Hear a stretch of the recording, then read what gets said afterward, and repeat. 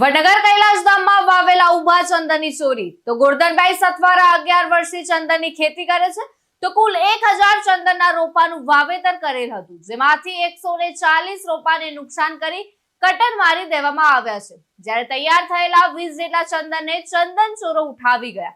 તે સિવાય પણ અન્ય વૃક્ષોને પણ નુકસાન કરી ચંદન ચોરો પલાયન થઈ ગયા છે। તો આ અંગે પોલીસને જાણ કરવામાં આવી છે। પોલીસે પણ તપાસનો ધમધમાટ શરૂ કર્યો છે। તો ગુરુ પૂર્ણિમાનો પ્રસંગ ઘરે હોવાથી ખેતરમાંથી ખેડૂતો ઘરે ગયા હતા। વડનગર કૈલાસધામમાં વાવેલા ઉભા ચંદનની ચોરી થઈ છે। તો ગોરધનભાઈ સથવારા 11 વર્ષથી ચંદનની ખેતી કરે છે। તો કુલ 1000 ચંદનના રોપાનું વાવેતર કરેલ હતું, જેમાંથી 140 રોપાને નુકસાન કરી કટર મારી દેવામાં આવ્યા છે। જ્યારે તૈયાર થયેલા 20 જેટલા ચંદનને ચંદન ચોરો ઉઠાવી ગયા। તે સિવાય પણ અન્ય વૃક્ષોને પણ નુકસાન કરી ચંદન ચોરો પલાયન થઈ ગયા છે। તો આ અંગે પોલીસને જાણ કરવામાં આવી છે અને પોલીસે પણ તપાસનો ધમધમાટ શરૂ કરી દીધો છે। મારું નામ સથવારા ગોરધનભાઈ સનાલા, રહેવાસી વડનગર।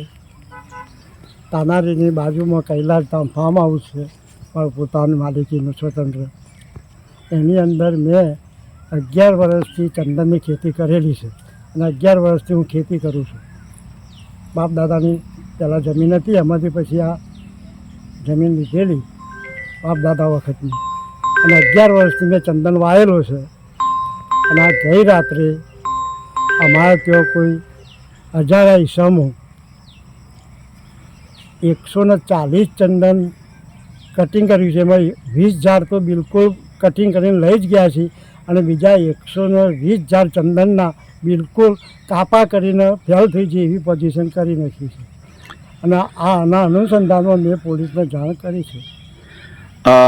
આ જે વાવેતર કર્યું હતું એ પહેલાં તમે કોઈ પોલીસને જાણ કરેલી કે ચંદન અમે વાવીએ છીએ? ના, ફોરેસ્ટમાં જાણ કરેલી। આજે ચંદનનું વાવેતર કર્યું એ વખત આપણે ફોરેસ્ટમાં જાણ કરેલી છે। વસીમ મંસૂરી સાથે ચક્રવાત ન્યૂઝ, વડનગર।